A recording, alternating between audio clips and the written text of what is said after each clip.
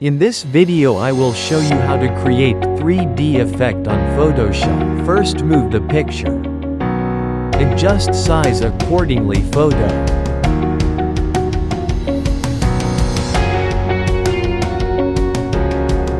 Then decrease the opacity %.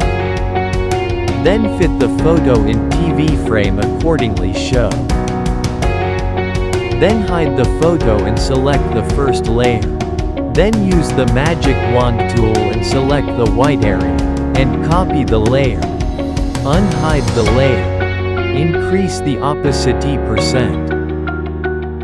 Go to select option and click subject select. Then copy the selecting area.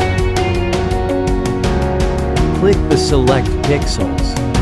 Select the another layer and click mask options. Select the multiple option. Thank you for watching my video and subscribe my YouTube channel.